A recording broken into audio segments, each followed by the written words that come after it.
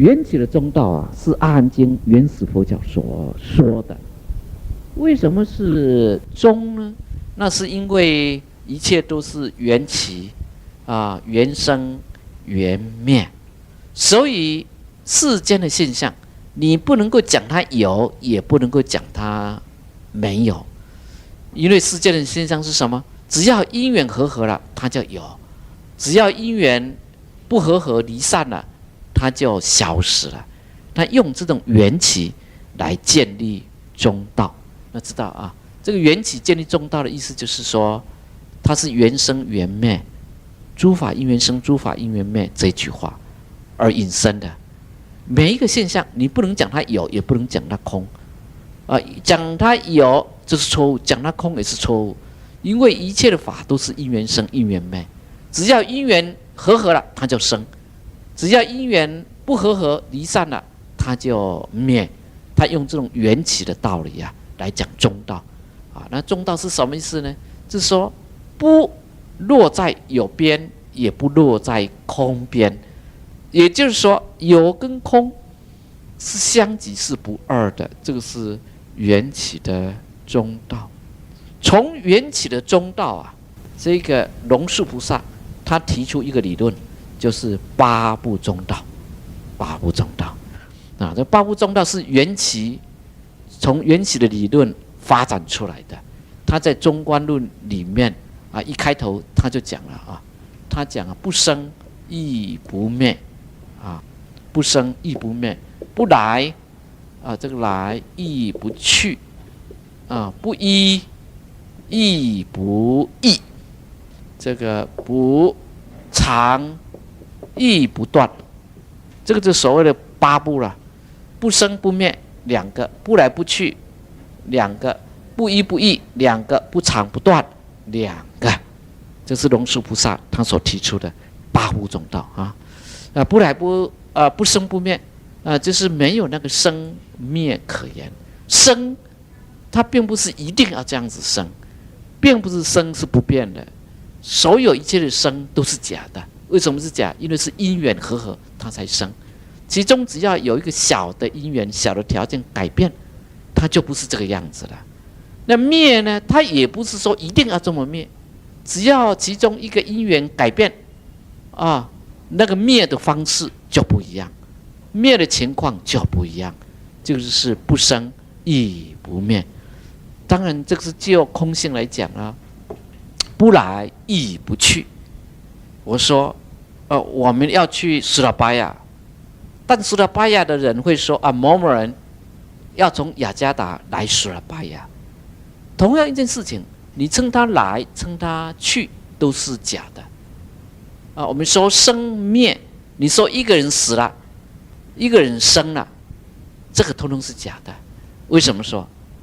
我们说啊，这个胚胎然后长大，要出生为这个婴儿，婴儿以后呢，这长大成人成大人。我们暂且用这3个阶段来讲。你这个我们说，婴儿出生了，他是讲生哦，可是呢，就胚胎的这个角度来看，他是死了，他是灭了，是不是？同样一件事情。那我们说这个婴儿长大成人了长大成人了这个是生了，但是这个婴儿角度来看，他又灭了。同样一件事情，那只是因为角度的不一样，我们凡夫就执着说是生是灭。好像我们第一天请教诸位的，你们看到无疆这2个字，可是我却看不到，我看到的是万寿这2个字。同样一件事情，因为角度的不同，呈现的现象就不同。我们如果就真实性、就真理、就这个实相、就超越的角度来看，那一切都是不生亦不灭。那不来亦不异同样也是不依亦不异不异就是不同，依呢是相同，不长亦不断。长是不改变，断呢是到某一个程度完了就立刻这个结束比如说我们有人不相信这个轮回这个事情，不相信轮回这个事情呢，那就属于一种断论，这属于一种断论。我们知道世间所有的一切，都只是一种能量，以及它所形成的形状，在不断的改变而已，不断在改变。现代的科学已经知道了，能量不灭定律但是能量是不灭的能量不灭的，没有一个能量灭的时候，只不过是能量的形状改变而已同时呢，质能是可以互变的，质能是可以互换的质能是可以互换哦。能量可以变成质量，质量可以变成这种能量我们说这个能量不灭好了能量不灭，比如说天上的乌云，它只要水蒸气的成分多了，它就会变成下雨来了，下雨就落到地面来。如果呢温度降低，会结成冰；如果温度提高，它又会变成水蒸气。它能量一直没有改变，它只是形状在改变，能量没有在改变。还有呢，这个质能互换的定律。什么叫质能互换？质量可以变成能量，能量可以变成质量，可以变成这样。我们用水做这个例子，你这个水呢，它如果水的落差大，水位相差比较大，从一个地方到一个地方，就有一个水流动的力量。我们可以把它拿来呢，这个水力发电，它的这个质量就可以变成能量比如说我打你，我这个手，这个就是质量，但是我打你就有一个能量。手越有力气，我所出的那个能量就会越大，就质量越大，能量就会越大之间的一种可以互相的变化。那电呢是能量，电能不能够产生这种质量呢？可以比如说电接到电灯它就有光出现；接到冷气机，它就有这种冷气机的那种现象，那种质量产生出来那质能不变质能互换，能量不灭的这种定律，这个是龙树菩萨所说的所说它是就那空性的角度来看，现象的一切是不生亦不灭，不来亦不去这不依不异，不长亦不断，这是第二种中道我们再看这种第三种中道第三种中道我们是从唯识学的角度所得到的中道观，称之为这个阿赖耶中道阿赖耶识，这是我们的第八识阿赖耶识阿赖耶识是第八识。这个第八识呢，它不能讲它空，也不能够讲它有它是空有不二。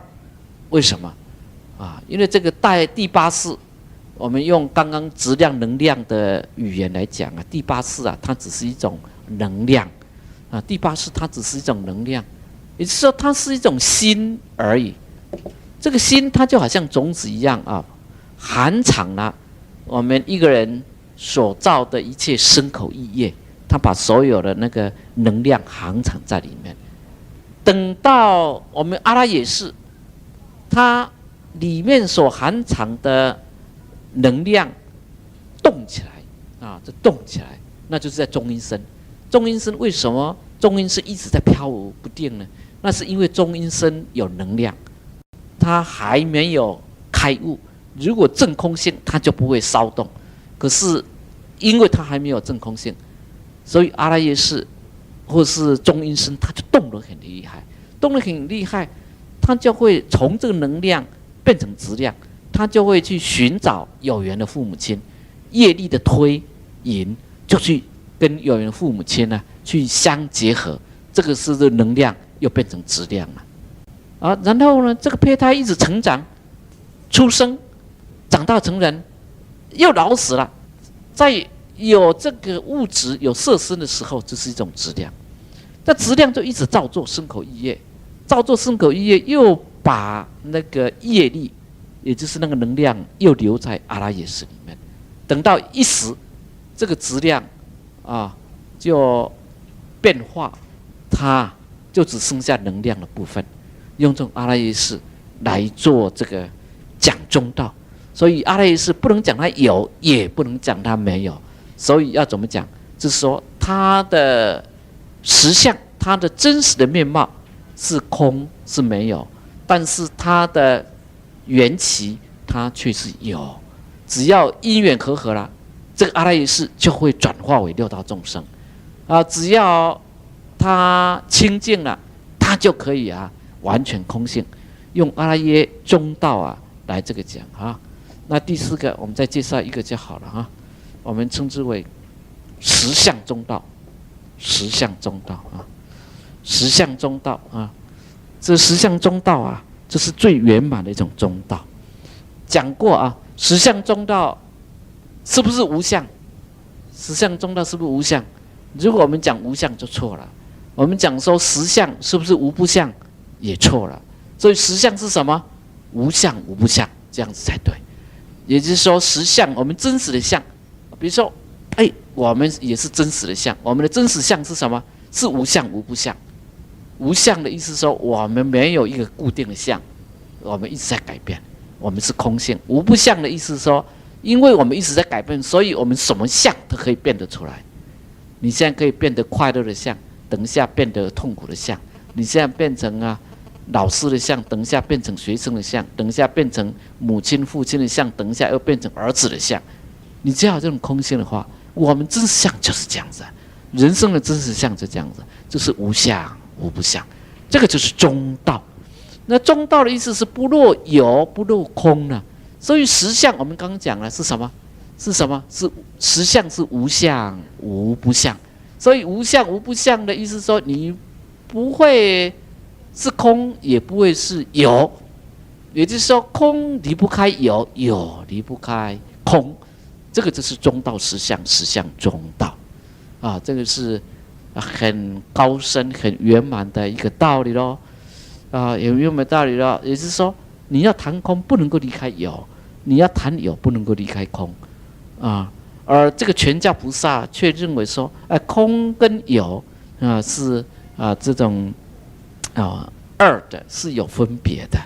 因此这个观自在菩萨这位实教菩萨就提醒这些全教菩萨者，你们要知道这个色即是空，空即是色，这个就是实相中道这个佛的教理绝对是中道观佛的道理一定是中道。也就是说，佛讲的法绝对不能够落于有，也不能落于空。因此，如果人家问你说阿罗汉证得涅槃他到哪里去？你不能讲说他到哪里去，你讲他到哪里去就落入有边。那可是你又不能讲说他不到哪里去，因为你不讲他，如果你讲他不到哪里去呢，那落入这个有边去了。你到哪里去就是落入有边，不到哪里去落入空边。所以证得涅槃者他到哪里去？前天我所引用的那个例子，那一盏火烧完了，如此而已。你不能讲说那个火到哪里去，就只有这样子。只是因为那个因缘没了，所以那个现象，火的现象就没了。那等到我们在这里，火才看因缘和合，所以一个火又出来了。所以这个火哪里来的呢？火是火柴来的吗？不对。火是空气来的吗？不对。火呢是那个火柴棒，是那个木头可以燃烧的地方来的吗？不对。火是因为我要让它燃烧的吗？不对。也就是说，你不能够讲说万物是从哪里来的。你如果讲万物从哪里来的话，你就是落于一端就是落于这个有边，那在逻辑上是讲不过去的。好像我们经常在质问说，上帝创造万物，神造万物，那这样神又是谁创造的呢？既然一切的万物，神也是万物，神也是万物，既然是万物的话，他创造万物，那我们这个神这个对象又是谁来创造的呢？那这佛法讲是只有这个缘起而已，只有所谓实相中道，那就是无相无不相，也就是随缘不变，不变随缘。好，那这样子很好了到这里清楚了没有？啊，因为这里是关键点啊，这里呀、懂了以后，后面就很好懂了。来，懂了没？懂没？这里是已经讲到中道哈，都物动物啊，物跟色有什么不同哈？啊，这个物跟色啊，到底有什么不同啊？好，我们这个色啊，在这个唯识学上啊，唯识学上来讲呢，它包括什么呢？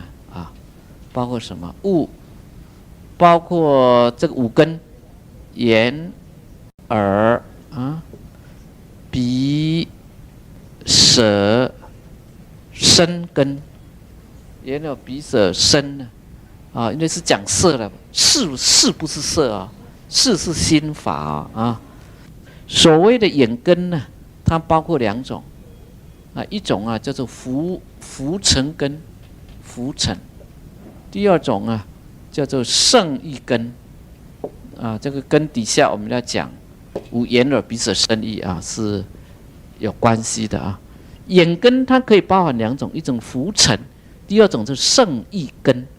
浮尘根就是我们现在可以看得到的这个眼球啊，这个就是浮尘根啊。这个眼睛的这个构造，这个生理的这个器官呢，这是浮尘根啊。好，胜意根是什么？胜意根呢，是所谓的胜意根呢，是有清净的四大。四大知道了，这是地水火风啊，因为一切物质、一切色法都是地水火风所构成。那清净是什么呢？清净啊，就是非常维系。我们现在用现代话，就维系，非常维系啊。佛法上面呢有一个名词叫做临虚啊，就是临虚色，临虚的色，虚啊就是指虚空啊，临就是靠近。临虚色就是靠近虚空的那一种色法。那临虚色是什么呢？那比如说我们这个钟，那可以把它分解，把它拆。这个钟可以一个把它变成两个，把它拆掉；两个变成四个，四个变成八个，八个变成16， 16变成32， 32变成64， 64可以变成128， 128可以变成256， 256这样子一直切啊，切到最后啊，切到这个物质的部分，切，一直分析，切到最后啊，会有一个点什么？你再切就已经变成虚空了。有时候你再切，就是那个质量，道理上啊是可以一直切到无穷尽。可是呢，就实际来讲呢，你一直切到最后啊，说你一切就已经变成虚空了，那称之为临虚色。这种清净之大就是临虚色哦，它是非常清净，就是非常小。我们用现在话，非常的维系到下一步就是接近虚空的那个状态。可是它还是有一个指点，我们称之为临虚色。地水火风，那个已经临虚的地大，临虚的水大，临虚的火大，临虚的风大，它所构成的那个根。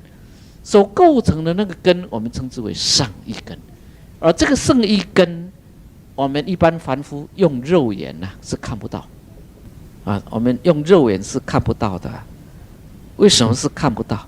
因为它是临虚的色法，它是清净，已经维系到啊，要接近那个不存在的那个程度，那种东西啊所组合而成的，用我们这种粗糙的肉眼看不到，那只有谁看得到？天眼它可以看得到，啊，天眼呢，就是从这种禅定之中，他所修得的天眼通，啊，我们昨天所说特异功能，那种天眼通，他就可以看得到，那种天眼通，他才能够看到这种胜意根。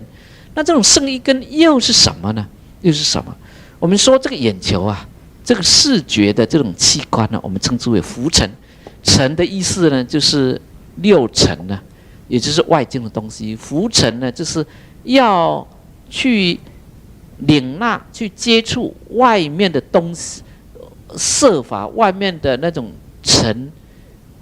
净尘的那种器官，称之为浮尘根。那剩一根是什么？我们光是有这个器官，那是没有办法看到的。那是因为我们还有一个浮尘根，啊，那个浮尘根呢，这是什么？我们用现代的话来讲啊，就是那个视觉神经呢。视觉神经我们没有办法用肉眼看得到，没有办法用肉眼看得到。但是那个视觉神经，既然是属于剩一根，所以它还是色法，它还是色法啊。那光是浮尘根剩一根呢，也是不能够看到东西。我们昨天所介绍的观音菩萨修行方法，它是观音声。如果我们来观这种色的话，能不能成就？能不能圆通？也可以，你就观啊，观这个，我看到这个东西啊，难道是这个物质让我看到了吗？不是，难道是我的眼球这个器官看到了吗？你再往内追，反闻文字性，你就看到了，哎，浮尘根不能够看到外物，哦，那是因为后面有一个剩一根，很微细、很微细的视神经，视神经让我们的眼睛能够看到外面的东西。我们在追究，难道是视神经这种色法能够让我们看到吗？不是，因为啊，我们后面呢还有一个见的性，能够看见的性。这个看见的性，难道就是能够让我们看到的吗？不是，这个见性啊，是起自我们的空性，也就是起自我们的这种佛性啊，这种佛性。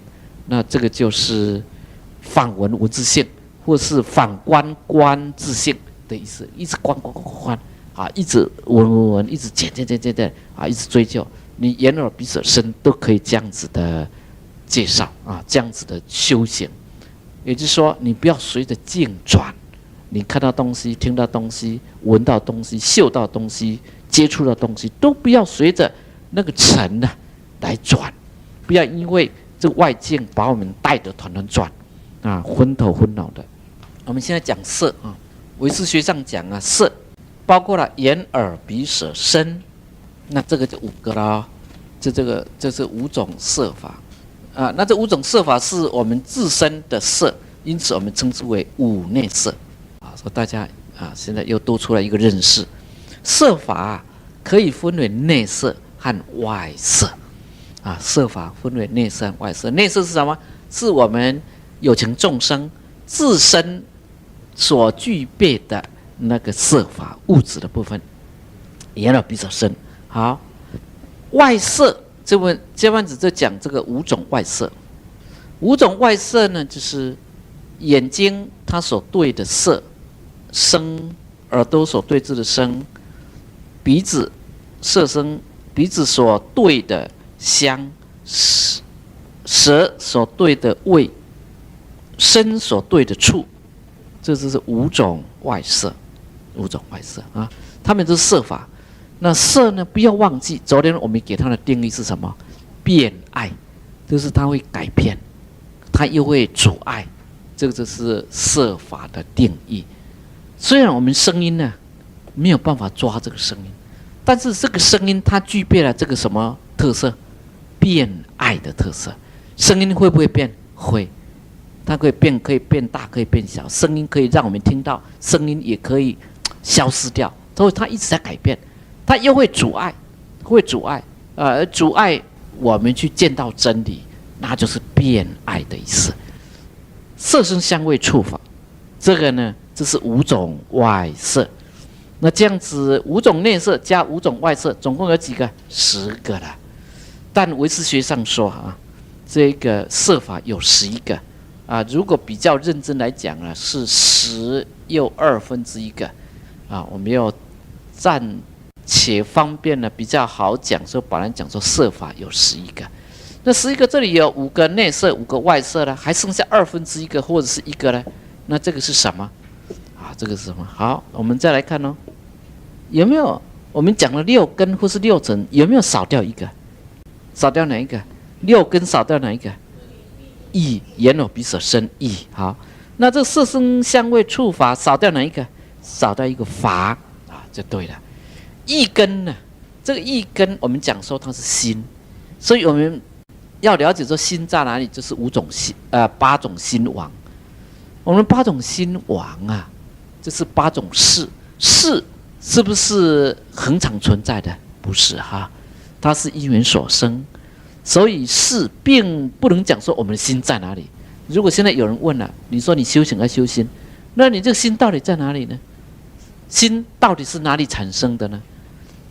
因缘所生法啊，对，因缘所生，这是你根加成才会有心产生啊。那现在呢？所以这个一根呢，绝对不是色法因为它是心的东西它是心，它是属于心的东西，心法。好了，这个剩下的那个色法就是什么？就是说，记住，法尘所摄，这法尘所摄色法尘所摄的色。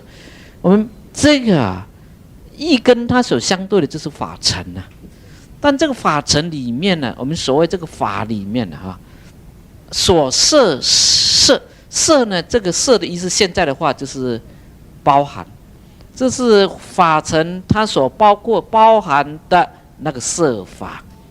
那这样子我们就可以知道了这个摄摄它也可以分为什么？一个是表色一个呢就是无表色色是表色，表就是可以表现出来、显现出来。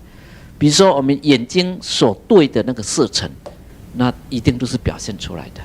我们眼睛看到这个，看到这个，因为我们是肉眼还有这个身根，身根就是我们这个皮肤，我们皮肤所接触的这些东西，也一定都是表色。这无表色呢，就是没有表现出来。比如说耳根，他所听到的声音，你就是抓不到它没有表现出来，可是你却能够觉察到声音的存在。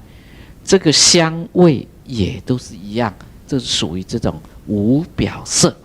在法尘它所摄色里面的那个色是属于这种无表色是属于无表色。那知道了属于无表色。那这样子，我们这个法尘呢？人说是色法，法尘里面有色法，有无表色。这样子法尘还没有包括其他东西呢？有，法尘还有包括其他东西。什么叫法尘？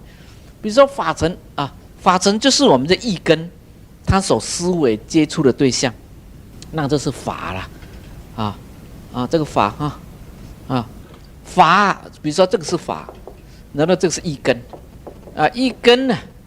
一根呢，就是我们的心呢。我们现在用一个很简单的例子，请问诸位，你们现在呢来想一下，大崇山的这个道场，思维一下，你现在大崇山的道场有没有想起来了？有。现在呢，再请诸位你们思考一个问题，思考什么问题？真理，请诸位思考一下这种真理。好。思考一下那个真理那个东西那个东西有没有办法思考出来？有没有办法有一个形象？没有，因为它是抽象的，那个抽象的好，那我们现在再换另外一个角度，说现在呢，用你的意根呢，去想，看是什么回事，听是什么回事。思想，比如说你的思想是唯物论的思想、唯心论的思想，是资本论的思想。那个思想，我们去想一下，我们那个看的那个功能，这一些部分呢，都是属于心法。所以法尘里面呢，可以包括心法，也可以包括这个色法。当然，它的色法是属于无表色，也就是说，在法尘里面，约有一半是抽象的，一半呢是具体的。我们在思维、脑筋在思考的时候，有一半呢是可以说是具体的东西，但也可以思考那个抽象的东西，或是心法的东西，心法的东西，或者是说我们一根所引起的愤怒，所引起的沮丧，所引起的快乐。这个都是心所法，因此它不属于色法，是不是？新说法有51种了，你一根的作用有51种，这51种里面呢，都是属于新说法。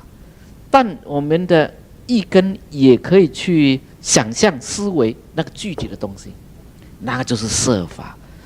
我们就把法尘所摄色，当然法尘也有包括心法的部分，那心法的部分就不能够放在这个色法。那我们现在就知道了，色法啊，包括了10个半，或是简称11个色法。那11个5种内色，还有呢5种外色，再加上一个什么法尘所摄色的那个色法啊，这是色的意思。那师父您问到这个物啊，色跟物到底有什么不同啊？那可以见得这个色的那个什么范围比较广。也许我们只会说啊，这个杯子是一种东西，是一个物啊，这个是一个物，桌子是一个物啊。那也就是说，我们可以说色可以包括物，但物不能够包括色啊。这是一个很清楚的一个介绍啊解释啊。物的范围比较小，因为这物我们一般讲啊，这个是一个东西，这个是个东西。但如果是讲到色法，它范围啊就比较广啊，它包括了5种内色、5种外色，还加上法尘所摄色啊，就这样。好，还有没有其他的？啊，对，你有主观的，这个就是凡夫啊，能够完全客观，这个就是一个超越的般若智慧，就是一个觉悟者，这样就对了。啊，我们凡夫总是根据自己主观的思想意见来看待事情，但是这个智慧者他不是，他是超越出来啊，这样知道哈？那为什么要修行？修行啊，就是要离开烦恼。那离开烦恼，烦恼产生啊，是因为有主观，有对待。我是我，你是你，我们两个不一样。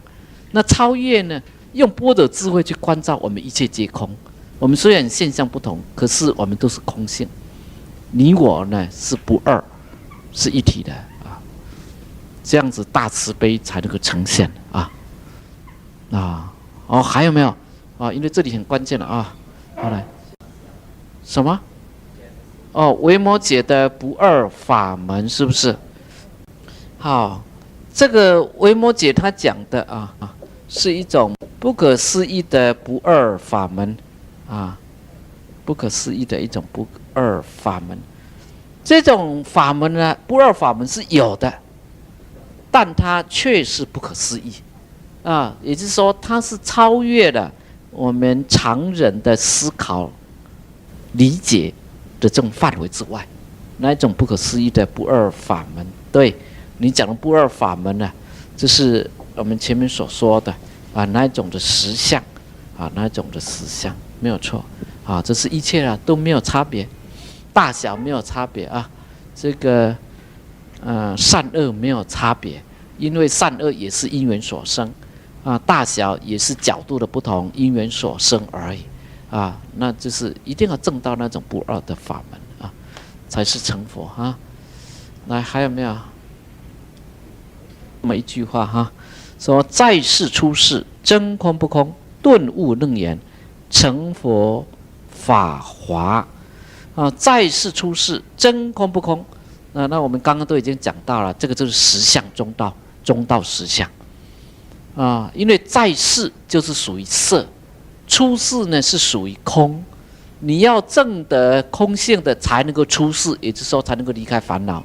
但是我们讲过啊，色不异空，空不异色，色不离空，空不离色，也就是说，您出世法是不离在世法，在世法也不离出世法，因为在世就是世间啊，是一种缘起的啊，我们讲的随缘。啊，因此有这种不变随缘，随缘不变的意思。真空不空也是我们刚刚所说的实相是什么？无相又无不相啊。真空啊，就是这个妙有，空有是不二啊。这2句话我们在心经都已经一直在重复解释。再下来呢，顿悟楞严，成佛法华。楞严跟法华是两部大圣经典，是两部大圣经典。楞严经跟这个法华经，楞严经里面所讲的，一开头是主要佛在跟阿难探讨心在哪里的问题。我们有所谓的七处增心、十番显现这个比较难一点楞严经完全在讲心在什么地方心要怎么样子去解释它。前面呢好几卷那都很难你看简直看不懂看不懂，因为我们是用凡夫的心在读那部经，所以你看不懂。你一定要有修行经验，也就是说要有禅修的经验，才能看得懂这个楞严经。没有禅修经验的，你没有空的经验，你完全看不懂，因为你是用你的意根在思维，完全看不懂完全看不懂。一定要有空性的经验才看得懂这种楞严经。那首先是谈这个，之后呢，来到这个中间呢，他就请25位大菩萨，25位大菩萨所谓大菩萨就是十教菩萨已经证得中道实相的这些大菩萨，来发表心得这个佛他跟阿难这样子问到最后整个听众都迷迷糊糊了因为阿难他也迷迷糊糊他也搞不懂这个老师到底讲些什么都在讲那个真空妙有的事情，那种随缘不变，不变随缘的事情，讲这个心，把这个阿难整得很惨。因为他问了阿难心在哪里，他说心呢就在我们身体里面，这个棒子就打过去了。那阿难很聪明对，老师你说心不在里面，那一定是在外面，啪，这个棒子又打过去了。这个阿难呢很聪明他说老师你说心不在里面又不在外面，那一定在中间，棒子啪又打过去了这样子一直打，总共打了7遍了，7处7个棒子就打，打了这阿难呢惭愧死了惭愧死了，阿难呢这很不好意思那再来呢是十番显现，十番显现呢就是佛对这个阿难来解释心到底是什么回事他一直讲那讲完了还是听不懂，所以他就请25位大菩萨来心得报告。某某人呢，你看看你是怎么开悟的，经验谈某某人呢，你是怎么开悟的？你是什么开悟的？你是什么开悟的？你是什么开悟的那用这种开悟的经验谈来对阿难解释怎么修行，怎么样子证得这种空性。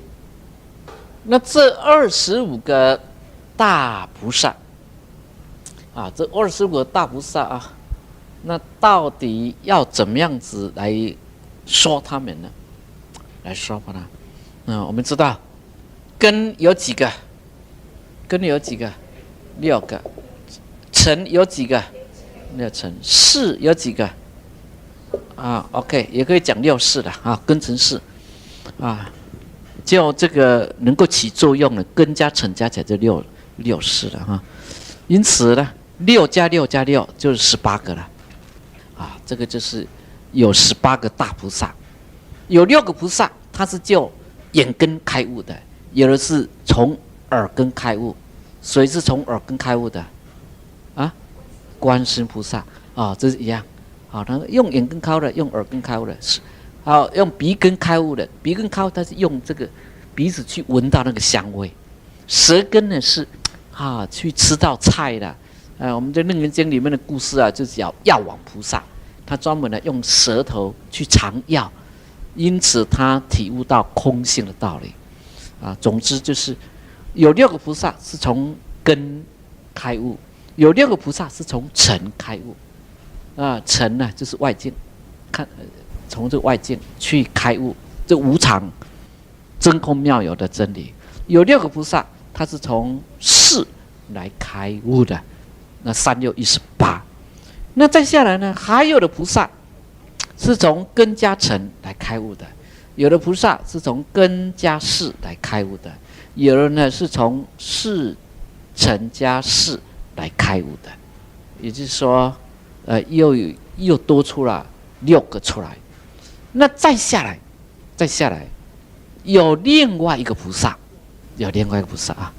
我们《楞严经》里面有这个耳根圆通，就是观世音菩萨他的修行法门啊。我们说反闻无自性，这观世音菩萨他对老师报告，我当时是怎么成佛的？我当时是怎么成悟的？成悟他说这个从闻思修入三摩地，我是经过闻思修进入三摩地。三摩地就是正定之中，出于闻中，入流忘所。以后就是一直在讲这个音声。我们昨天所介绍，怎么样子生成耳根，耳根里面又有浮尘根，又有胜义根，然后呢又追究到闻性，闻性追究完了，又追究到那个自性。他这样子反闻无自性啊，反闻无自性就是闻到那个自性，这样子来开悟。把自己本具的自性，也知道自己本具的佛性显发的，那就是观音菩萨。好，在《楞严经》里面还有一个大菩萨，所以那就是阿弥陀佛的另外一个助手大势至菩萨。这个大势至菩萨他是怎么开悟？他不是说都摄6根吗？净念相继。执此名号，那这是什么？他就把这个6根整个一起用而开悟的因此加起来这有25个那就是25个大菩萨这个是《楞严经》的第2部分的那个内容。第3部分的内容这第2部分，第3部分的内容就是咒语。很难这个看得懂，很难背得起。哇，好长，可能一念就要念10-20分钟那不知所云，真的是不知所云那我们出家师父他们比较好他们甚至可以背那就是第3部分是有关于咒的部分。那第4部分呢，就是后面的几卷它是在讲这个磨难。讲这个50阴魔，50种那种阴魔因此呢，诸位你们如果想要去判别，说某一个人他的修行或是他讲的法是不是魔法，你去对照这50阴魔就对了。50阴魔里面所讲的呢，都是我们当今一些呢妖言鬼怪一些邪说一些乱七八糟的法门50种，您只要拿那个一对照那个照妖镜一照这个都是阴谋楞严经讲得非常清楚什么样子是魔，什么样子是魔法，什么样子是魔法，什么样子是魔法50种。那50种详细的很我们看当今有很多所谓的附佛外道他假借佛法，他自以为我是在讲佛经，我是佛教的法师，我是佛教的上师，什么东西？你只要拿楞严经的50阴谋一对照，通通在里面，真的都在里面那很值得我们参考，也说很值得我们警惕的。我们如果要判别哪一个是不是这个佛法是不是这个正道或是邪法，你就看楞严经的50阴谋就够了。那这里你讲到说是顿悟楞严顿悟楞严顿悟楞严这句话可以讲真讲对，也可以讲不见得楞严经里面所说的是顿悟的法门，没有。我们可以看得出来，楞严经所说的都是渐修渐悟的法门绝对不是顿悟的法门。不过呢，楞严经是被禅宗所大量引用，因为这个楞严经里面我们刚刚讲过了，有介绍50阴魔的部分。这51魔呢，就是指在修行，也就是说在修禅定的过程里面所谓出现的魔障。所以禅宗啊、打坐啊，经常会引用《楞严经》啊，因为他就提醒你一个修禅定人、修行人呢，可能会碰到的磨难。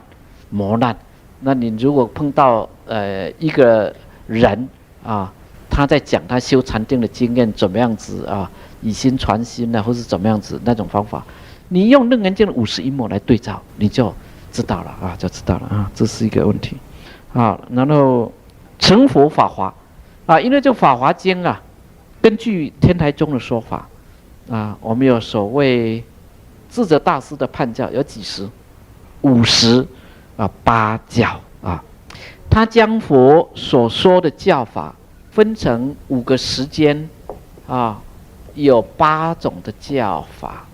8教是化法4教、化仪4教。这个50将佛所说的法分为5种时段。第一个时段什么时啊？第一时就是华严时，先讲华严。第二时呢，阿含时。第3时般若时。第4时是方等时。第5时就是最后，就是法华涅槃时。所谓法华涅槃时啊，佛根据天台宗的讲法是说，佛在入灭，他要进入涅槃之前的3个月，那已经是最后了，他就要离开世间了。3个月里面呢，他讲了这个法华经，在他要过世入灭之前的前一个晚上，他讲涅槃经，因此啊，称之为法华涅槃时。那法华经所谈的内容，因为佛他已经说法了49年，就要离开人间了，他做最后的叮咛，最后的交代了。他说：“哎，我就要离开人间了，因此呢，我告诉你们，我真实的本意是什么？我来这个世间呢，我的本意啊，是要令一切众生开示悟入佛之见。总之，就是要令一切众生来成佛。这个是他在临终之前呢所做的最后叮咛啊，因为他很爱惜这些学生啊。”就要离开这个世间了，所以跟他们讲：哎呀，我以前所跟你们讲的法，很多都是化成啊，现在呢是跟你们讲实在的法，那就是成佛之法。因此，我们称之为成佛是法华啊。好，另外一个问题呢，修行人修禅定，心清净了会有修通。那么，例如卢胜愿、青海无上师，是不是心修得清净了，才有这个神通？还是有一种禅定啊，是邪定啊？这里啊稍微有语病啊，因为这个神通啊是从禅定而来。你修完禅定之后啊，呢，会有2个走向，第一个走向啊，这是我们说啊，八正道里面有正定。既然有正定呢，那必然它是跟这个邪定相分开的。这个正定是什么？禅定，修了禅定以后，如果继续修智慧，就是继续修这个般若啊，你说去照见这个空性，这个就是正定，开智慧哦，这是你去认识一切法的真实面目，这个才是正定。那再下来呢，修禅定呢之后，可以去修这个神通啊，如果说是执着在神通之上，以为神通就是这个究竟，而不去开智慧，这种呢，我们称之为邪定，啊，因为他没有开智慧，他只执着在这种神通之上。另外，我们也可以这么说，一个人修了禅定，他如果是修的是正定，继续增上去开发智慧，因而开悟。因为你想要开智慧啊，一定要有禅定。你有禅定呢，就会有神通。所以佛会有神通，那些大修行者都会有神通。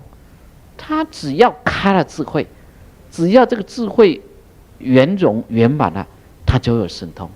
但是这一些正派的人，修禅定、修正定、修内观、开了智慧的人，他不会谈神通，他不会显现神通啊，不会显现神通。如果他一谈神通，一显现神通，这个就是他要离开世间的时候啊，他就要死的时候了，他才会显现了。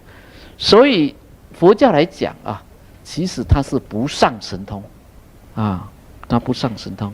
可是呢，佛教呢也可以谈神通，他不会标榜啊，我这个就是神通啊。我们经常讲的时候说大圣经典一开始啊，我们前2天我一讲心经一开始的时候，我们就说，哦，佛啊在灵鹫山上入这个甚深三昧，就是入甚深的禅定之中。他一看这个听众的这个根基，哦，知道众生的根基是什么，他又用他的心念把讯息交给这个观自在菩萨，要观自在菩萨代为上课，这个都是神通的表现。但是佛却没有讲啊，他是这样子，这个是一个你知我知的问题啊，并没有啊这个讲给大众听啊，但只是说啊，知道的人就知道，不知道的人就不知道啊，也就是所谓这种心心相印的问题啊，他并没有把它标榜啊。你这个你要有开智慧的人，一定要有甚深的禅定力，你没有甚深禅定力啊，智慧不能开。也就是说，你有开智慧的人呢，证悟的人呢，一定会有神通，因为神通是从禅定而来的。那可是呢，你如果是只有执着在神通之上，只谈神通啊，以为神通是最了不起，一直在标榜，一直在显现啊，而不谈智慧，那就是所谓的邪定啊。好，那我们还有另外一个问题啊，他问到说，我们如何能够消除这个业障啊？那如果能够消除这个业障，我们昨天也已经有这个讲过啊。你这个业障啊，一造业以后就已经是一个种子啊，一个种子我们就想办法隔离那个种子啊，不让外缘呢跟这个业障的种子呢相结合，因此就可以避免业障所会带来的苦。那最重要的就是要开智慧，开这个般若智慧，因为一开般若智慧，智慧一开了，这个业障啊，就是等于不是业障，是不是这样？开智慧啊，我们刚刚讲的中道实相观啊，中道实相观是不是已经这样子了？我们中道实相观是不是讲说色不异空，空不异色，色即是空，空即是色，已经讲了。所以你如果开智慧，有这个般若的智慧，你到最后了，你就会晓得业障即使不是业障，可是业障怎么会变成业障呢？那是因为没有智慧，你就变成业障。什么意思？什么意思啊？你现在呢？如果说过去是因为做了什么业，而这一世呢，比如说你多病了，比如说呢，你的人生生活面不是很好啊，你如果是没有智慧，你就会很痛苦，就自怜自哀，就会怨天尤人。你看都是你们不好，你看都是父母不好，你把我生这个样子，你为什么不生给我一个比较有聪明？你为什么不给我很好的人际关系？你为什么不留下这个财产给我？就会怨恨人家，所以就会很痛苦，就执着为有。但是只要你有般若智慧有般若智慧，你就知道对这个本来都是因果的关系，本来都是因缘生因缘灭。而且呢，现在我的贫穷其实是假的，我的贫穷谢谢老天爷，因为我现在穷了，所以我才有时间呢来听经闻法，才有时间来修行，那不是很好吗？你想想看，有很多人是因为生病来接触师父的，有的人是因为很难过很痛苦来这个寺庙里面拜佛的。你如果光是拜佛接触师父这个还不够，你要听师父的法，你要修师父的法，把这个佛法拿来思维，闻思修，拿来思维，拿来修了，一开智慧你就完全晓得了，完全晓得。所以你要感谢你的病，你要感谢你那些不如意。我相信很多绝大部分人都是因为不如意来接触寺庙、接触宗教的。没有智慧的人就会恨人家，就会埋怨人家；有智慧的人就会感谢就感谢我的不如意感谢我的，因为这个因缘，我才会接触佛法。您看这个佛法呢，是无上甚深微妙法，百千万劫难遭遇。当我很顺利的时候我看我不会去想到佛法所以我们要感谢这个不如意，也就是感谢业障。所以这个时候业障变成福报咯，是不是？业障反而是一种福气嘞。佛是的，没有业障的话，我们怎么可能接触到这个佛法？这个就是什么？逆增上缘逆增上缘顺能不能增上缘呢？可以，但是那些要善根深厚的人那很有善根的人善根很有很好的人，也就是说前辈子的已经修行很好，因此他不是因为有任何的痛苦、任何的那种挫折才来修行的，那是逆增上缘。逆增上缘是什么？我因为有钱，所以呢，我可以不必为着三餐来劳碌，我可以呢抽出一点时间来听闻佛法。而我的人生非常顺利，我发一个悲心，我想要自己开悟，来帮助其他众生。那这种人一定要大善根一般人一有钱一有地位都完了，通通是在名利里面打滚，在那边享受享受是干什么？就是这个所谓的消福报把自己的存款通通用完了，用完了下辈子干什么？又重新来劳碌命或是重新到下三道去等到你的业障消完了你再造一点福德才又开始有这种好的享受。这逆增上缘一定要大善根我看诸位的你们家境大部分都很好你们是大善根，因为你们是逆增上缘。那有一些要顺增上缘，有一些是逆增上缘。逆的人不完全会增上，有人一碰到逆这是什么这是自己堕下去也就是说有一些人碰到这种逆境，碰到不好的呢他就是随波逐流他就越来越坏，他只会恨人家但你如果听闻佛法，你就晓得真的世间的一切所谓的逆不是真的逆真的是福报。你如果是因为你痛苦，你因为困难而来接触佛教来拜佛的呢，你要感谢你的痛苦，你要感谢你的疾病，你要感谢那些跟你不好的人，因为你才会想到要来拜佛来这个祈求师父的这帮助。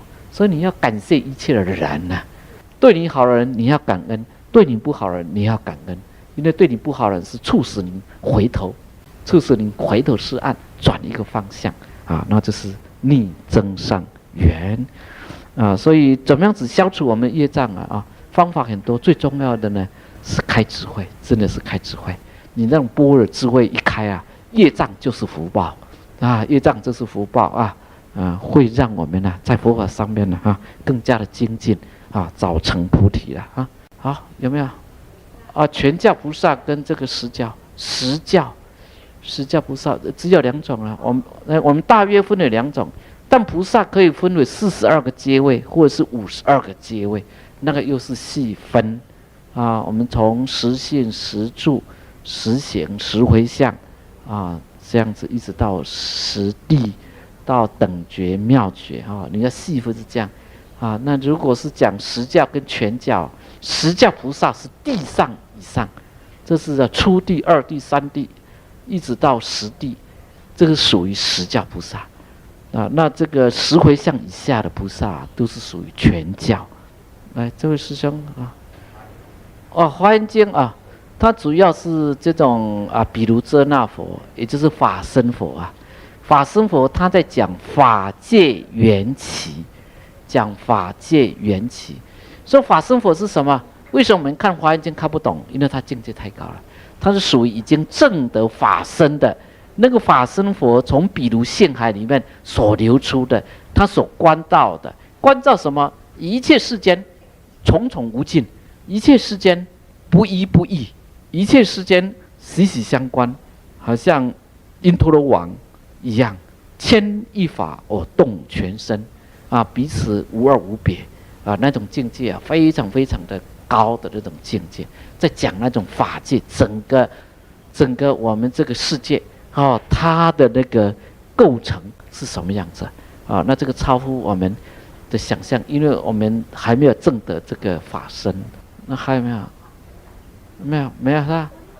啊，华严经啊，华严经是属于原教的哈，原教啊。法华经也是原教，所谓原教呢，就是圆满成佛啊，一定会成佛的，那是原教啊，而且也可以称为圆顿教啊，顿教啊。没有，那个是莲花妙法莲华经，那简称为法华经啊。好，如果没有的话，大家啊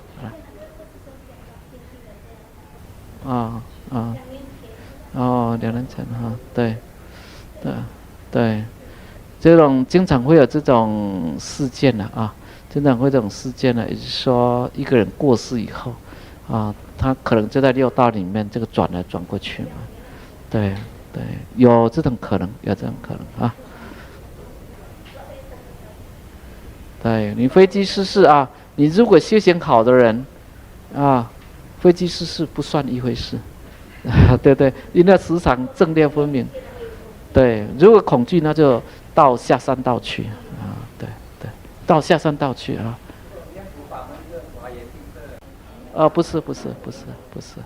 不是哈，念佛法门是从这个净土三经、净土五经里面发展出来的。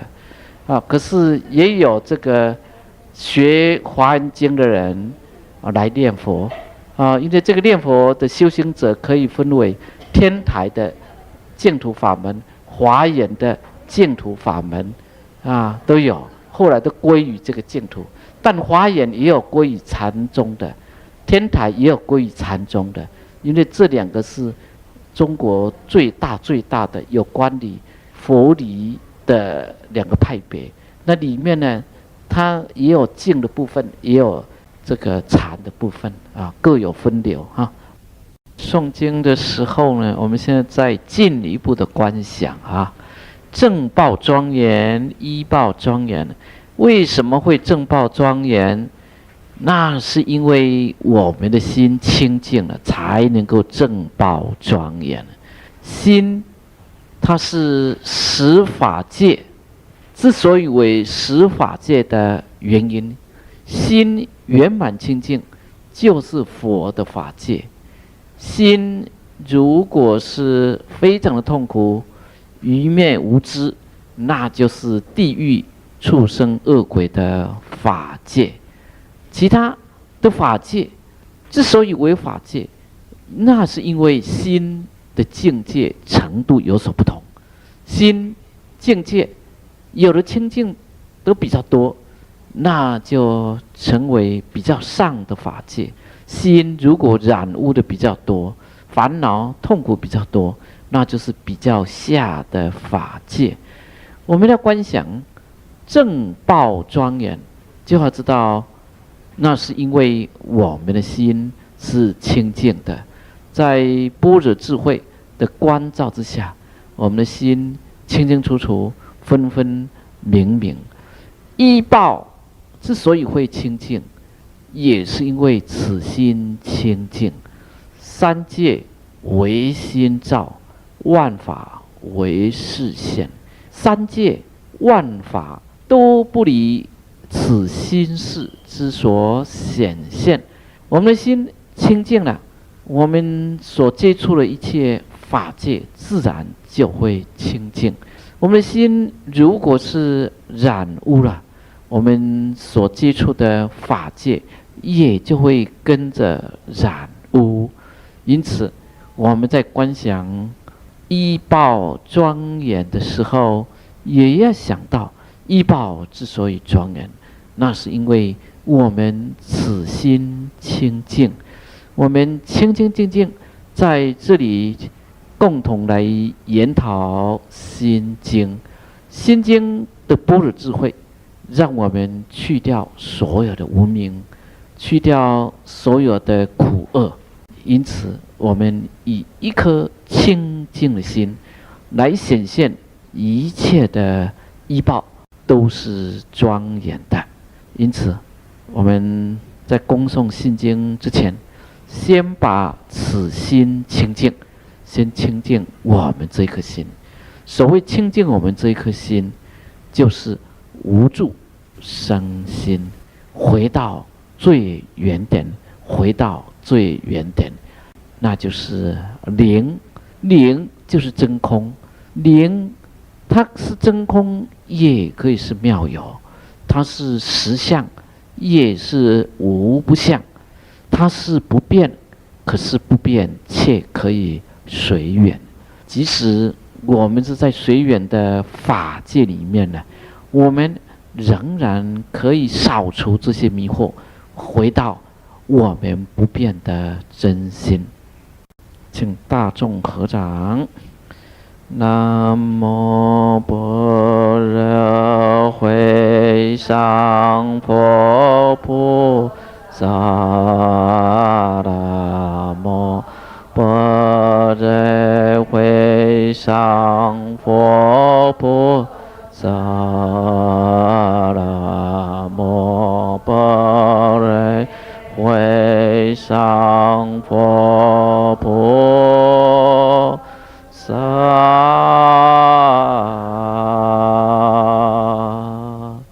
般若波罗蜜多心经，观自在菩萨行深般若波罗蜜多时，照见五蕴皆空，度一切苦厄。舍利子，色不异空，空不异色，色即是空，空即是色。受想行识亦复如是。舍利子，是诸法空相，不生不灭，不垢不净，不增不减。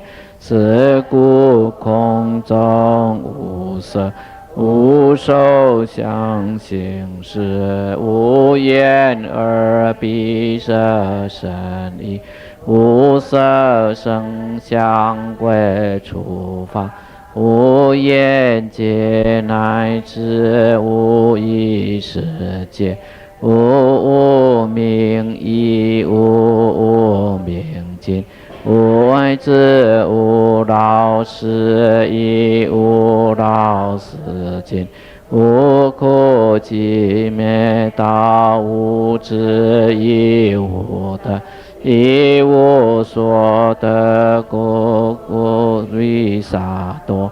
依般若波罗蜜多故，心无挂碍，无挂碍故，如有空不愿离颠倒梦想，究竟涅槃三世诸佛。依般若波罗蜜多故，得阿耨多罗三藐三菩提。故知般若波罗蜜多是大神咒，是大明咒，是无上咒，是无等等咒，能除一切苦，就是不虚。故说般若波罗蜜多咒，即受者曰：揭谛揭谛，波罗揭谛，波罗僧揭谛，菩提萨婆诃。放掌啊！上午已经谈到这个实相啊，这个实相就是很难懂的啊。其实实相呢，就是毕竟的空性就是毕竟的空性。那毕竟的空性，你要怎么样子去解释它呢？那就是完全的清净不染一物。我们呢用这个大圆镜来做例子好了。一面镜子一面镜子，一面镜子您在镜子的面前出现一个人，镜子它就有一个人的像，但是镜子会不会去抓那个人的像？不会抓镜子前面如果出现一朵花，镜子它就立刻反应，立刻映现一朵花出来了。但镜子会不会去执着这一朵花呢？不会。镜子前面如果它出现一枝草，镜子它立刻反映出一枝草。这个镜子它会不会去执着这一枝草呢？不会。镜子前面出现了一个好的人，镜子它就立刻反映出好的人的形象。镜子前面出现了一个坏的人，镜子也立刻反映出一个坏的人的形象。镜子它绝对不会欢迎，绝对不会执着，也就是所谓的不迎不拒这个不随不执。任何一样东西在镜子面前出现，镜子呢，它来了就让它来，去了就让它去。在镜子前面可以出现一个人，而镜子只反映一个人的形象。镜子前面可以出现两个人，镜子它就反映出两个人的形象。镜子前面出现100个人、1000个人，镜子它就反映出100个人、1000个人的形象。可是对于镜子本身来说，一点影响都没有。镜子前面出现一个人，镜子并不会执着说我只要反映一个人。因此等一下有100个人来到镜子的前面呢，镜子它不会拒绝的。你要一个人来，它就反映一个人；你要2个人来，它就反映2个人；你要100个人、1000个人来，它就反映，它就造出100个人、1000个人的这个影像。这个就是实相，这个就是完全的清净，如实的反映那个现象。这个就是智慧了。这个般若智慧就是这样，般若智慧就是不对现象加以任何的分别，加以任何的诠释执着，它都不会。但是您是什么样的形象，你是什么样子，这个般若智慧它就反映什么镜子。这个就是实相。实相也就是我们的如来，我们的佛性，我们的自性，在实相里面呢，没有任何的差别。在实相里面，它没有大小的差别，没有好坏的差别。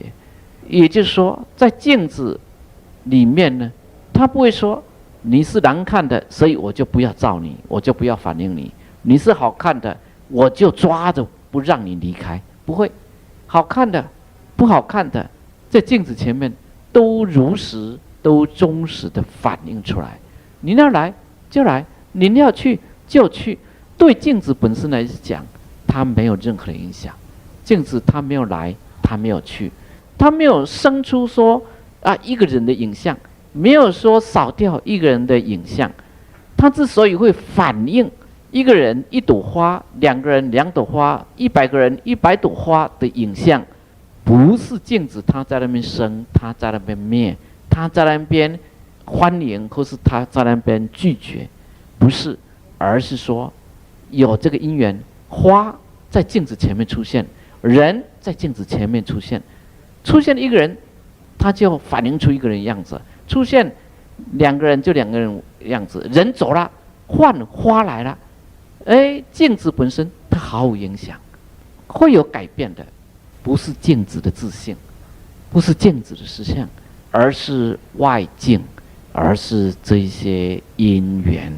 所以实相叫做无相无不相。实相他不会执着任何一个相，他也不会拒绝任何的相。任何的相，只要是因缘出现了，实相就很忠实的反映出来。这个叫做实相中道。中道就是不执着有边，不执着空边，不执着任何的一端。有边、空边，空有是不离开的，空有是相即的。色不离空，空不离色，色即是空，空即是色。离开了色来谈空，这是办不到；离开空来谈色，也办不到。色是从空中产生的，那是因为因缘和合，所以空性之中可以有色法出现。空是从色里面得到空性的，因为色法加以分析，就可以知道色法是有种种的因缘和合而成，因此色法自性空不可得，空不可得，这个叫做实相中道。实相中道在于佛法的中道各种理论里面，它是最圆满的一个。也就是说，在前面的几个中道都是有次第性，一步一步而达到中道的结论。但是实相中道不是次第性的，不是靠着分析、靠着解释而后达到中道。实相中道是当体就是中道，当体就是中道，当体就是空有不二，当体就是空有具足。我们一定要有这种大圣最高的圆满智慧，那就是般若。要有这种般若的智慧以后，就能够了解到实相中道是什么意思，就能够了解到我们当下空有是毫无差别，空有是具足的。我们既可以空，也可以有。什么叫做既可以空，也可以有呢？我们既可以空的意思是，外境任何一个现象都不会让我们产生烦恼。我们也可以有，我们在任何的情况之下都可以发挥我们的作用，因为我们是真空的。因为我们不被任何的外境、任何的因素所影响，所以我们是完全是空的。所以我们就能够在一切的境界里面呢，随缘自在。因此，我们发起一个愿力，发起一个悲心，就能够产生万有。这个就是空有不二。当我们在慈悲度众的当下，我们在有的当下，我们却能够空其心，却能够让我们自己不被任何的因素所困扰，那就是当下当体空有不二。这个就是实相中道最高的意涵。这个就是般若他所要告诉我们的，是你当下就可以具足空有，当下就可以具足空有。一方面空，一方面有空有同时这个产生作用。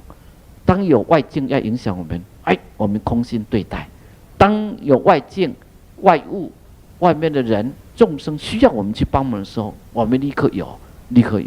我们不费因果，可是却也能够照见一切本空一切本空。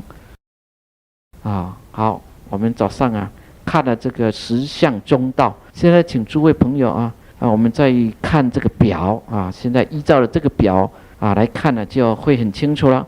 那个本论里面的第一项的甲是人间论那个第一章人间论是指这个正报，正报呢是指我们众生的本体，众生自身。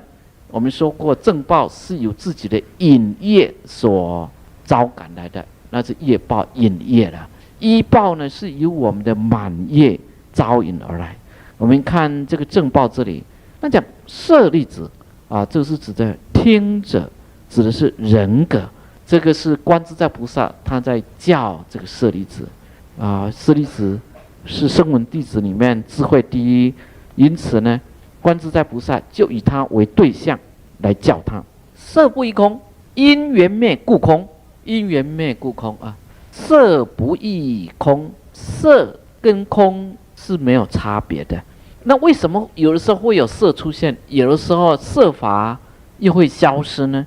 那不是色法它本身会消失，那是因为因缘灭了，因缘离开了，所以就会变成空，就会变成空。因缘一直在改变，一直在变化，因此呢，那个色就不能够常于主宰，色就不能够独立存在。空不异色是指因缘生故有，在真空之中，只要因缘和就可以有某一个现象啊，就可以某一个现象。空有不是永远的空，也不是永远的有。正因为是真空，因此只要因缘和就可以有，就可以有一个色出现。因缘灭，因此空；因缘生，因此有。因此色空是不异，我们也可以讲不离，色不离空，空不离色。这个是指非有非空的中道观，那是就现象而说。我们这个现象有的时候出现了以后开始生住异灭，开始变化啊，但灭了那就整个消失了。这种整个消失，那是因为因缘灭之后进入真空，有其他的因缘在和，又有了一个现象，那这个就是又产生了色啊。色不异空，空不异色，指的是现象界的非有非空中道。再来，色即是空，空即色，色即是空，那是讲即空；空即是色，是即就是讲这个即假啊，即假啊。那什么叫做即空？什么叫做即假呢？色即是空，是讲说色当体空啊。那我们讲当体空，色当体就是空的。你那个色法，这个色法本身当体就是空，那这个已经是大圣的根基才能了解。小圣的根基一定要透过这种分析，所以小圣的根基称之为虚空啊，这是小圣。大圣呢是当体空，因此大圣称之为体空。这两个是不一样。什么叫虚空？就是前面所说色不异空，这是虚空的方法，是用分析的，将一个和相，将一个现象，一个人事物加以分析，拆开它组成了元件，用分析的方法，因而达到空的观，因而达到空观。这是小圣根基，小圣根基必须要一步这样子拆开才能够了解。但大圣的根基是有这个般若的智慧，那当体即空，也就是说色不离空，空不离色。那当体即空，您看到色法，你就要晓得这个色法也是会灭的，也是会空的。这是什么意思？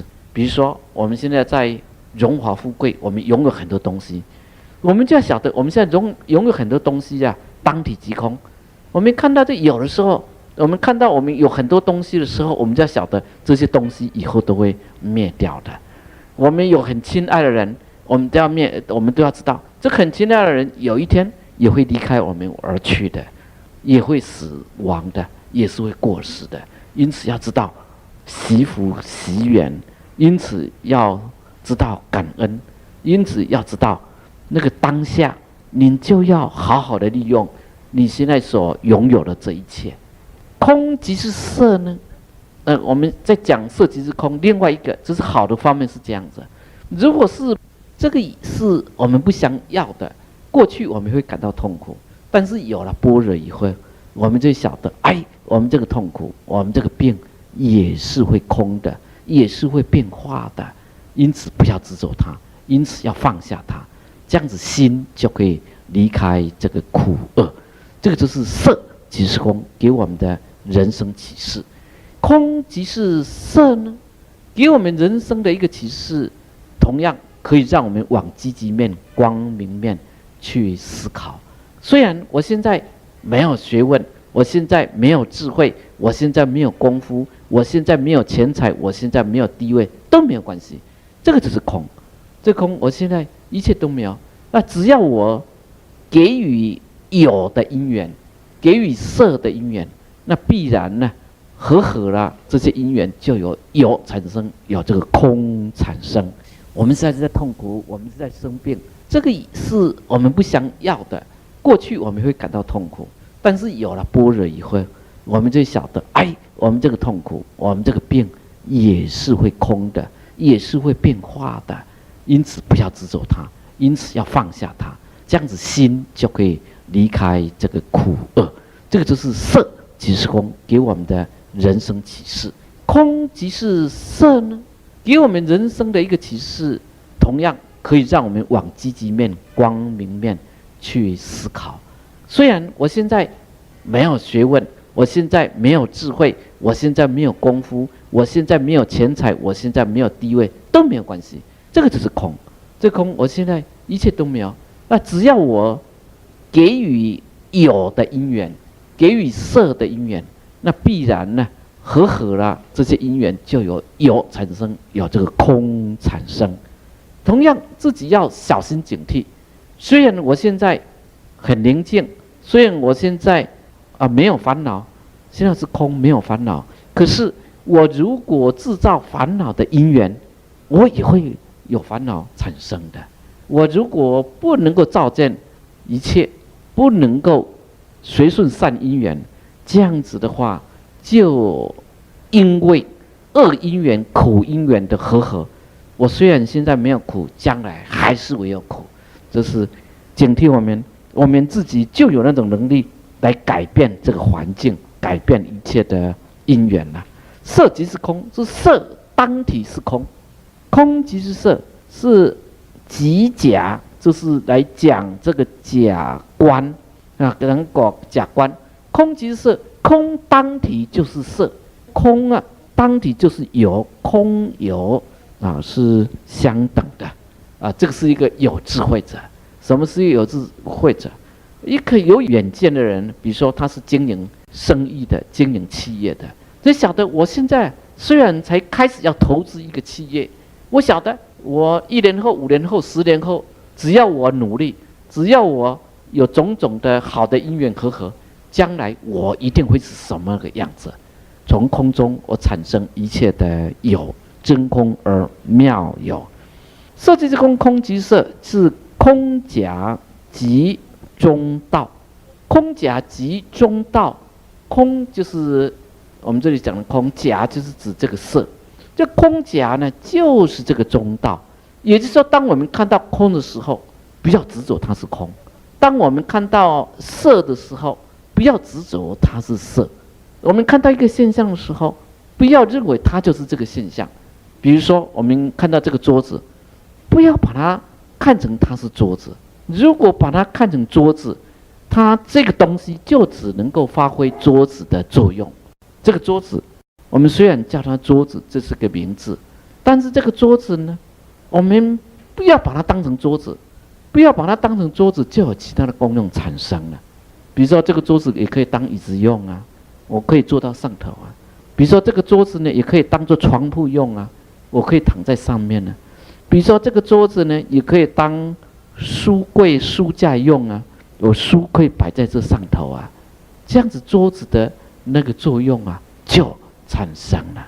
我们不要把桌子当作桌子，我们要把这个桌子看成它是空性，它是空性，空性就是它的实相，空性是它的实相，因此实相无相无不相，无相无不相，它任何的一个相都可以呈现。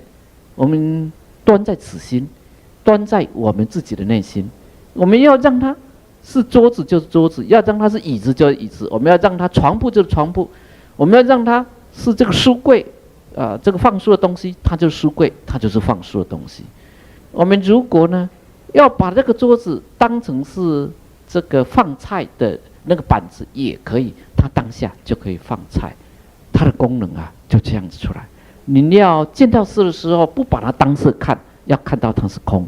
你要在空的当下看到这个色。虽然现在这里一切皆空，但是我有那个远见，有那个智慧，要从真空里面生出妙法。这个就是空假即中道。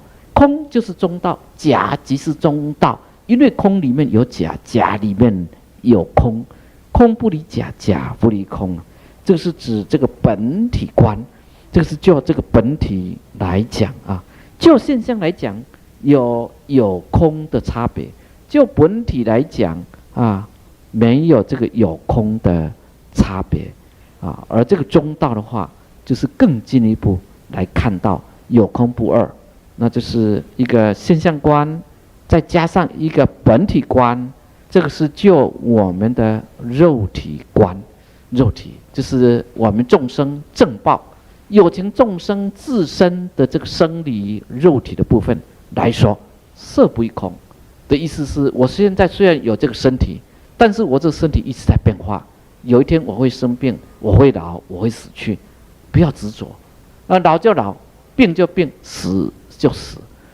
空不异色的意思是，虽然我们亲爱的人已经过世了，但我们知道亲爱的人过世并不是真的过世，他仍然会回到世间，或者是他已经成就，他仍然会在净土里面这个继续这个存在，一切都只不过是能量质量不断的变化它的形状而已，并没有真正的消失，也没有真正的出现。就是就肉体广说，只是说的比较广。在底下左边那一行受想行识亦复如是。受想行是指心所法，识是指心王法。我们的心所也是一样，不异空，空也不异我们的心所。我们的心所都是空性的，正因为它是空性，所以我们的心所会改变。比如说我们现在有乐的感受，我们要小心，乐的感受它也是不异空，也是离不开空，乐的感受也是会消失的，苦的感受也同样会消失的，所以不要执着。所以这个乐的感受、苦的感受、不苦不乐的感受，通通是假的没有永恒不变的。想也是一样，我们不要执着自己的想法。我们如果执着自己的想法呢，就不能成长，就不能够跟别人互相的学习，就不能够达到圆满。我们就是固执，我们就是固执己见了，就会跟别人很容易产生这个冲突。其他的刑法也是一样刑法我们讲愿望，或是说一切会改变的心的作用，那它也不离空空也不离这些受想行这些受想行也即是空，空也即是受想行，识也是如此。识就是心王，识并不是永远存在，它也是会改变。即使阿赖耶识是从前世到这一世到未来世，但并不表示阿赖耶识一成不变，阿赖耶识的内容一直在改变。你熏习佛法了，熏习善法了，阿赖耶识里面就会增加善的成分。您如果身口意恶业多了，阿赖耶识就会熏习恶的东西，阿赖耶识就会变得恶。你如果用清净业来熏习阿赖耶识，阿赖耶识就会变得越来越清净。有一天，当圆满证得般若的时候，就可以究竟成佛。阿赖耶识就整个清净，整个清净，阿赖耶识就变成了如来藏，就变成了如来的智慧。这个是受想行亦复如是，也是这样子。这个是就精神观来说，它是略述。略述的意思是，他用亦复如是这4个字就一笔带过了，就是不再这个重复。为什么不再重复？因为讲般若智慧对象一定是大根基者，举一反三才可以听得懂。如果是小乘根基呢，就会一再的重复。但是会参加般若经法会的，能够留下来的，那一定是大智慧。所以用简单一句话，亦复如是，就一笔带过。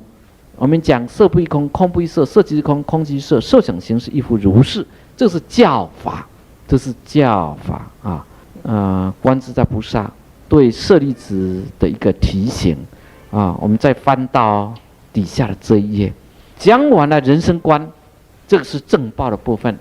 接着呢，就讲这个宇宙观，那是依报的部分。依报是由这个满业而来，满业而来。那为什么讲了人生，还要再讲这个宇宙呢？因为我们的人呢，离不开这个宇宙。我们的人呢，离不开这个世间呢。所谓的宇宙依报呢，就是我们的环境，就是我们的环境。因为人这些众生啊，跟环境是息息相关的。古时候的中国啊，孟母为什么要3000？因为他知道这个环境的重要性，环境的重要性，所以他就要迁他的房子，迁到这里，迁到这里，迁到这里，最后迁到这个学校的旁边，让这个孟子能够听到老师在讲课，能够看到其他的小孩子在学习，这是环境的重要环境的重要那环境的重要，环境就是这个宇宙，就是这个依报。我们人在还没有开悟以前，都会受到环境的影响，都会受到环境的影响。这个也就是风水之说。风水对这个没有开悟的人来讲是会有影响的，但是对开悟的人来说就没有影响了。开悟的人是心他已经清净了，他可以不受这个外境的影响。但是没有开悟的人，你这个风水，你这个环境呢，就会影响他，就会影响他。我们现在就是看这种环境、宇宙依报的部分。观自在菩萨对舍利子讲完了正报，紧接着呢，他又叫他，提醒他，舍利子叫他，舍利子又是听者，又是这个人格的部分。那底下又开始讲这教法，告诉这个舍利子底下就是根据的前面所得到的那个结论来加以衍生，是诸法空相，不生不灭，不垢不净，不增不减。诸法空相是指体，不生不灭，不垢不净，不增不减是指这个义。所以他就要解释了这个诸法空相。我们在解释一件事情的时候，有2种方法解释，我们称之为诠释的诠就是解释的意思。我们要解释一样东西可以用表面的方式，也可以用反面的方式。表面的方式，表面的诠释方式，我们称之为表诠。如果是用反面的方式呢，我们称之为遮诠。遮就是遮盖遮诠或是表诠遮诠表诠如果是具体的东西，我们很容易表诠。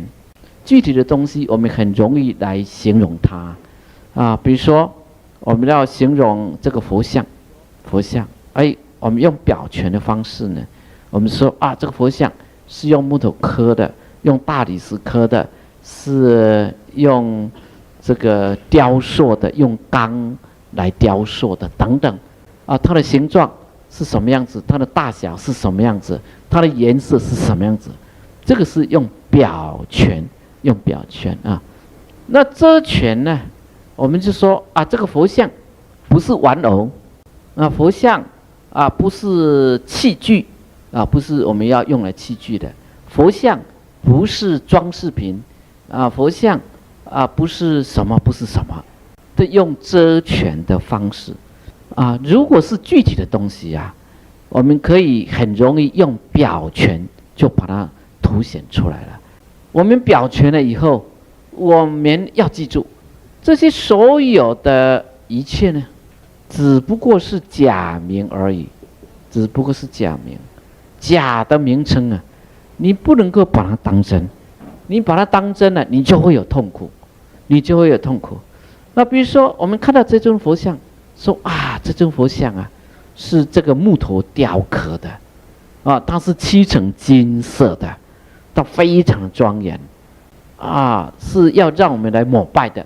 好了，这个是我们对佛像的一个表权的一个定义。等到下一次啊，您看到大理石雕刻的，大理石是白色的啦，是白色的啦，所以我们就想，哎，这个呢不是木头刻的啊，这个是白色的，不是金色的，所以这个不是佛像。你如果有这种的执着，你痛苦就来了。千万要知道，一切都是假名，都是假名啊。这个龙树菩萨他讲说，因缘所生法，我说即是空，亦以为是假名，即是中道义。这个是龙树菩萨他在讲缘起、现空、假名、中道的意思啊。他讲因缘所生法，我说即是空，亦为是假名啊，即是中道义。龙树菩萨这里讲的啊，还不是实相中道啊，不是实相中道，实相中道是当体即空啊，它是那种八部中道、缘起中道而来的。这因缘所生法啊，一切的法，这是一切的现象呢，都是因缘和所生起。我说即是空，我就把它称之为空，所以这里有一个缘生啊，缘生啊，因缘生。那呢，我说即是空，我就称它为空，意为是假名。这些所有的因缘所生都是名字，都是假名，即是中道义。这个就是中道。一个句子有一个名称，缘生或是缘起、空、假名、中道，这些都是相同的。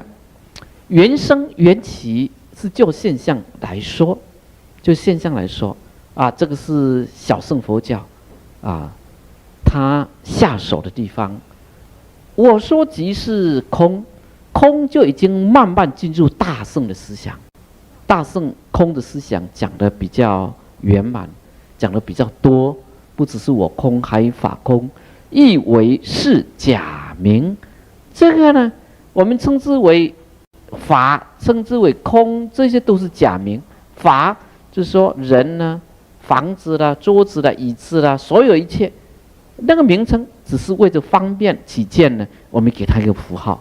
但我们众生就是因为听了一个符号，就被这个符号所束缚住，就束缚住，因此我们就会有烦恼。好像刚刚所举的例子，因为我们现在看到这个佛像，我给你一个表权，给你一个定义，说这个佛像啊是用木头所雕刻，非常庄严，是漆成这个金色的，这没有错。目前这尊佛像是这样，但等到你有大理石的佛像，就不是金色，它是白色。比如说我们大钟山这里的佛像，它就不是金色，大殿那边既不是金色，也不是白色的。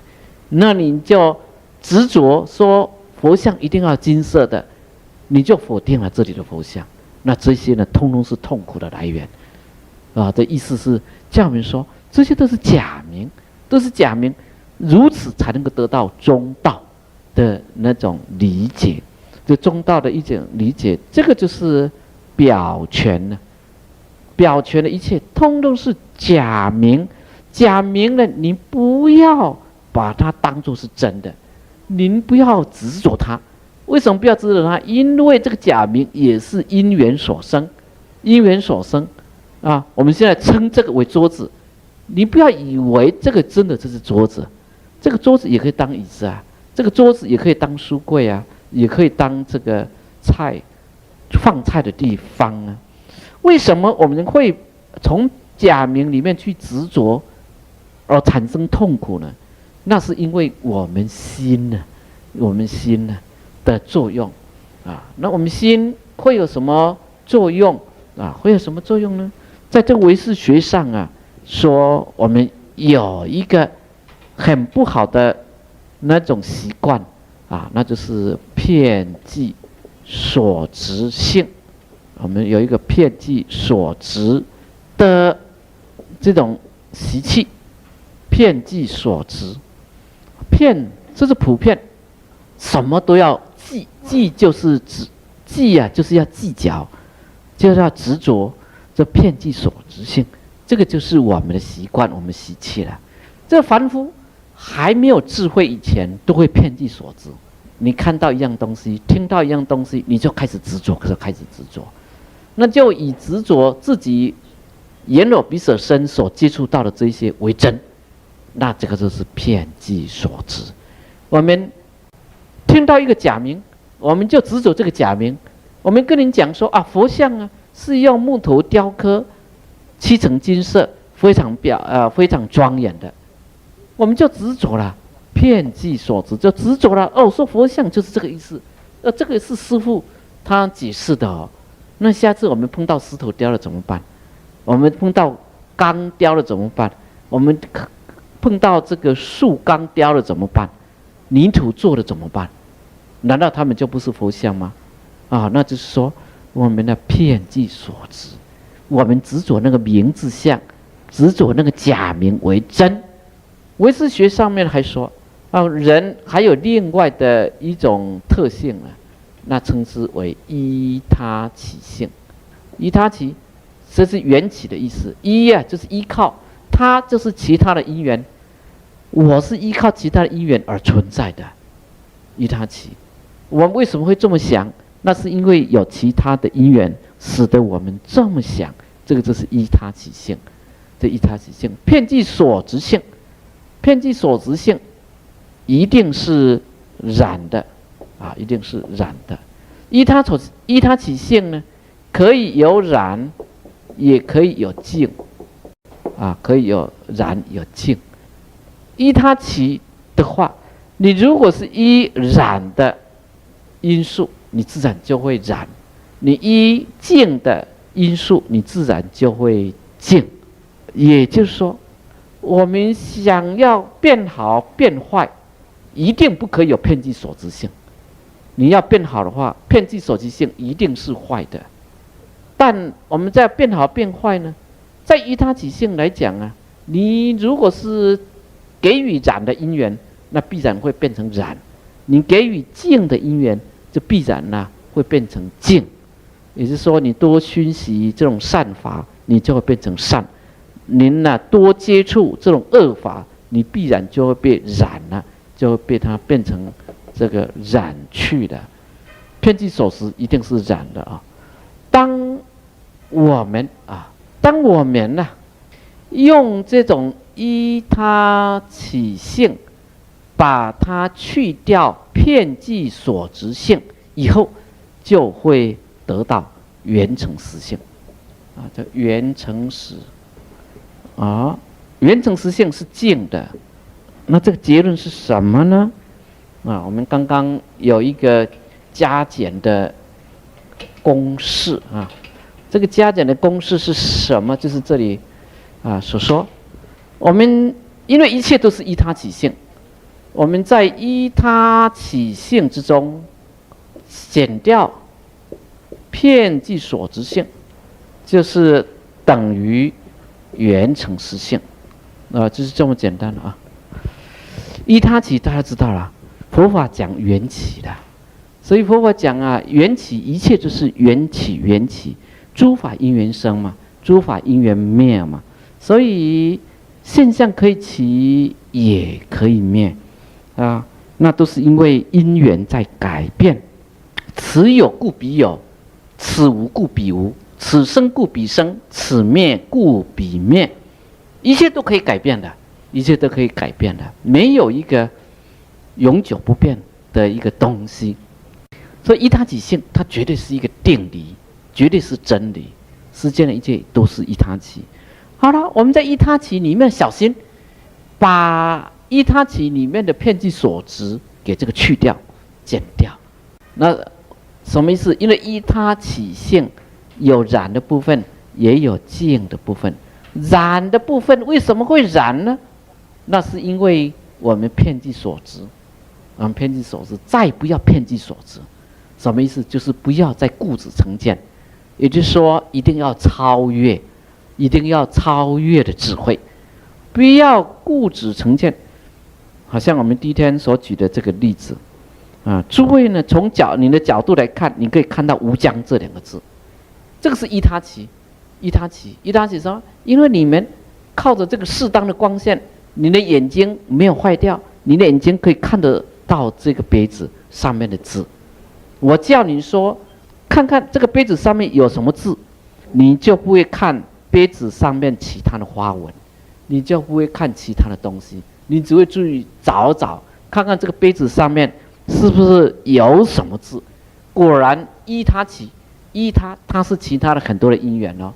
足够的光线，我请诸位来看，诸位的角度，诸位的眼睛也正好，诸位呢心也正好要看。你用这些因缘呢，您呢是注意到有无疆这两个字，因为我叫你们看杯子上面有什么字，依了这么多的这个因缘，你们就看到了无疆这两个字。看到这个无疆这两个字啊，这个是依他起性。但依他起性，你想要看得真实，也就是说，你想要看到说这个杯子上面呢是有什么字，您呢不要偏计所知。一定要把这个依他起里面呢减掉偏计所知。所谓的偏计所知什么意思呢？您就不要说我明明看到无疆这两个字啊，你为什么说没有？对不对？我跟你们讲，没有啊，没有啊，这哪里有无疆这两个字？可是你们明明看到无疆这两个字啊，你们明明看到这无疆这两个字啊，无疆这两个字是依他起啊，是不是依他起？是依很多的原因而起啊。我不叫你们看的话，你们也许会欣赏这个杯子很漂亮的花纹，杯子是什么颜色，做得这么漂亮。可是呢，因为有这个因缘，有这个种种的因缘呢，所以你就会看到无疆这两个字。无疆这两个字啊，依他起没有错，你们看到无疆这两个字没有错。但你如果要得到圆满的智慧，你要真正的认识这个杯子上面有什么字，您就不要偏计执。你就不要执着，你就不要执着说，我看到无疆这两个字，我看到无疆这两个字，你要什么超越？你的超越的意思是说，我看到无疆这两个字，但可能还有其他的字，这样子你就对了，是不是这样子？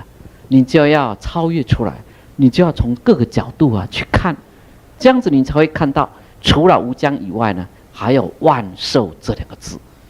当你看到了无疆，不执着它，不执着说您看到的，你能够超越，你能够跳脱出来，从各个角度来看的话，您去掉了偏计所知，你就得到什么圆成实。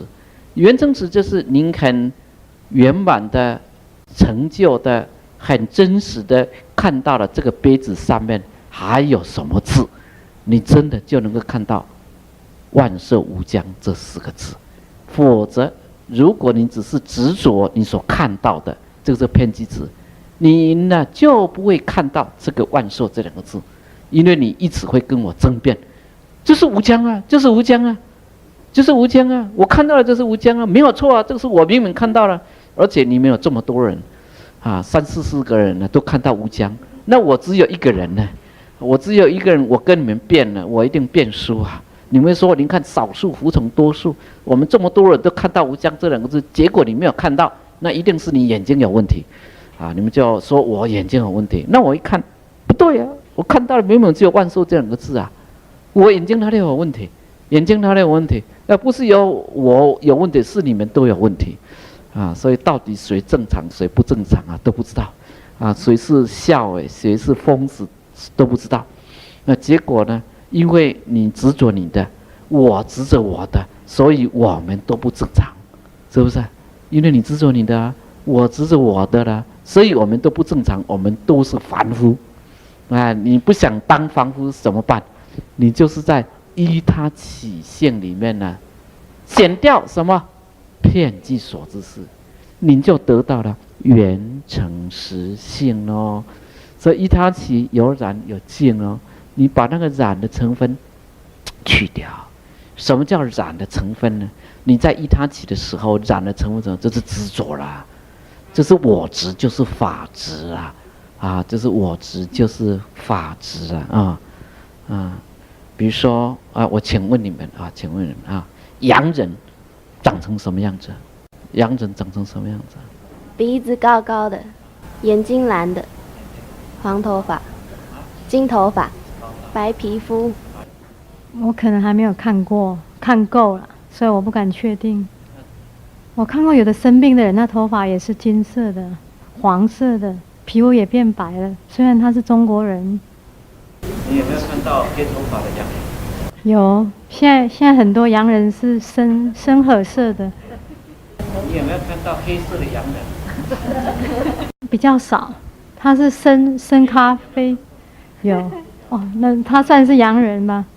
还是白人？你现在讲的是白人还是洋人？也有黑的。那你有没有看过这个非蓝眼睛的？有，那太多了。所以不对，也对。你的定义是也对也不对，因为你的定义是依他起性，因为你的定义是你从小时候所得到的一个印象洋人就是这个样子，但实际上洋人不是这个样子洋人不只是这个样子啦还有更多的洋人，好像是说你看这个杯子看到什么字无疆这两个字，但不只是无疆呢，还有万寿这两个字呢，就是不要执着自己的观点，不要执着自己的看法。如果有我执，如果有法执，这个就是法执；如果有这个就是法执了，对不对？一法执的话，痛苦就来了，是不是？你就没有看到真理了，对不对？有我执，有没有看到真理？也没有看到真理没有因为所谓洋人呢，是说我们指的是说离开我们本国之外的人，那就是洋人的这种定义。而我们这个很模糊的定义，它只是一个假名，它只是一个因缘所生法。什么因缘所生法？因为你所受到的教育都是这样子所以你的定义是这样子你的定义是这样子那我再请问你外国人长得什么样子？都有高大矮小、胖瘦都有。你比较聪明了我们在讲这个外国人外国人不一定是洋人一定外国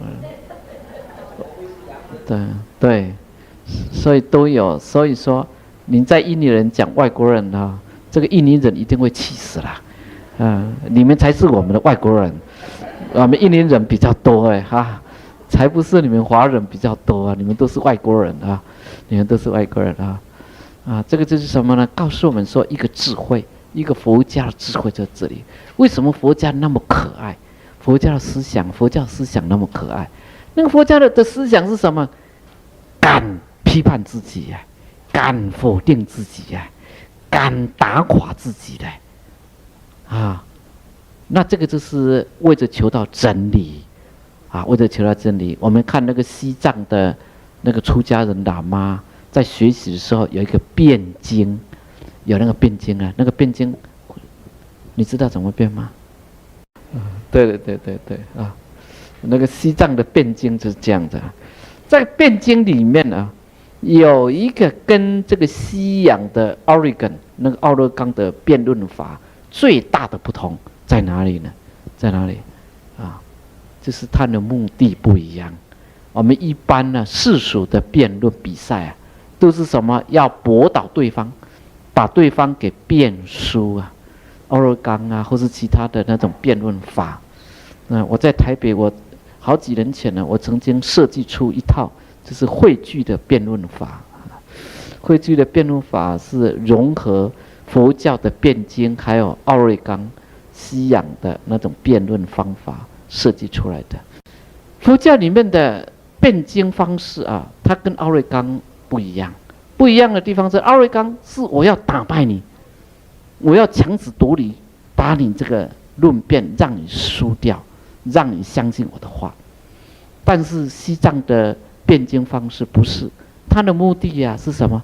是在驳倒自己，是在发现自己的缺点是在发现自己的不足，以便自己成长，这个是最大的不同哎。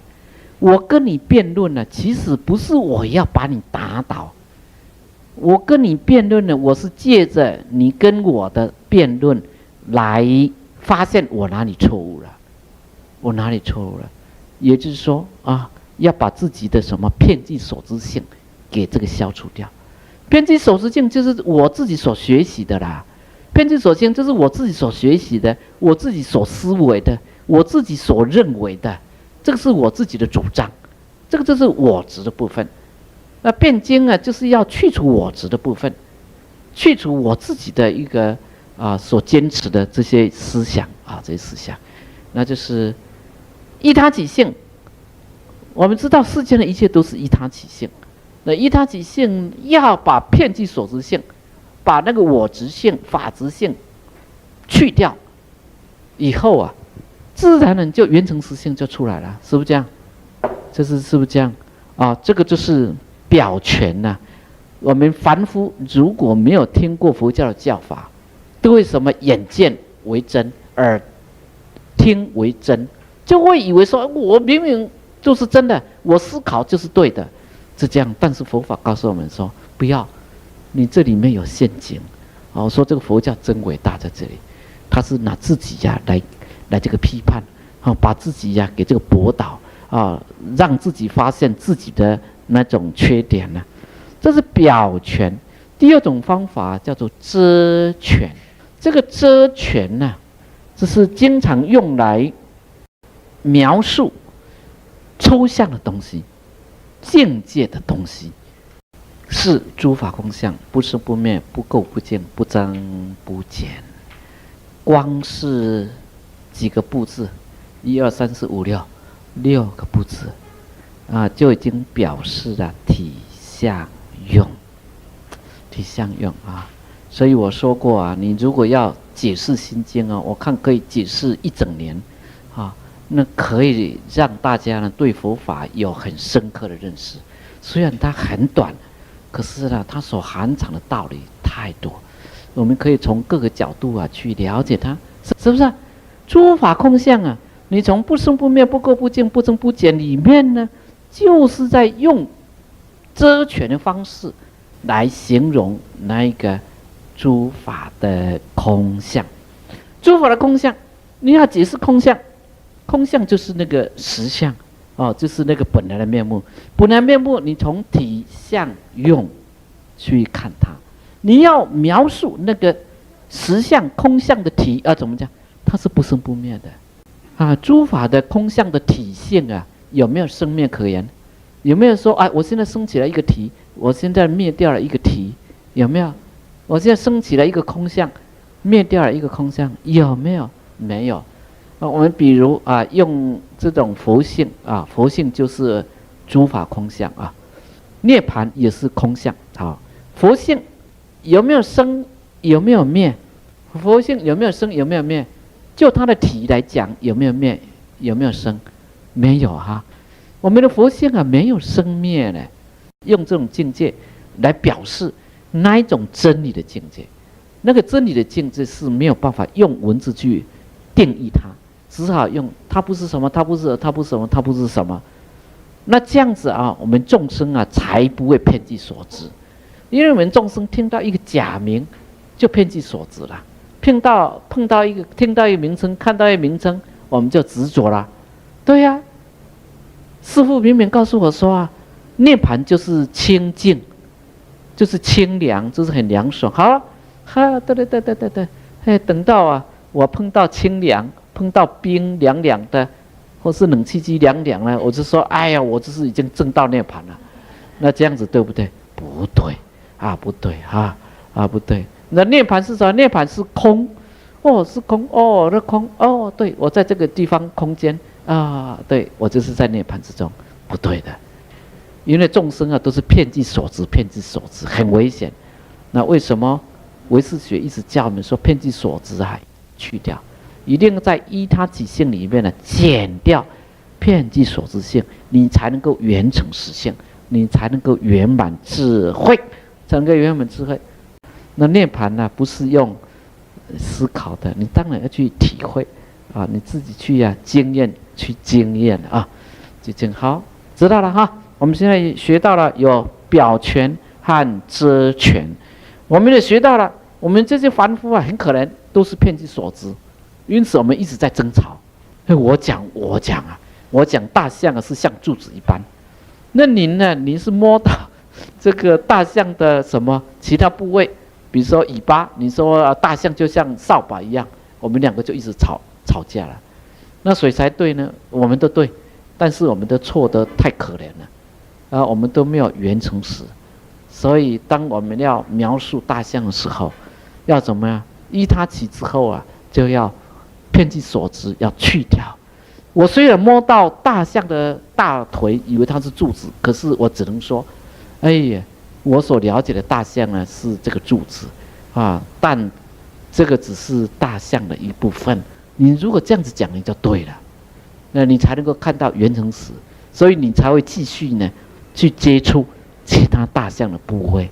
也就是说，当我们学习一样东西，我们不要执着这样东西，我们呢学习了这样东西以后，我们要晓得不可以偏激所执，还要各个层面通通去了解，超越出来，都去了解，这样子我们才能够得到圆成实性。佛教除了小圣、大圣以外，我们知道大圣之中还有这个密圣、金刚圣。您呢要偏激所执要去掉，把自我给去掉，把我执给去掉，这样子你才能够圆成实，你才能够多方的学习不会自我满足，多学习，到最后呢就是这个圆成实知道了哈。好，表权、遮权、偏激所知性、依他起性、圆成实性圆成实性。那我们就继续看。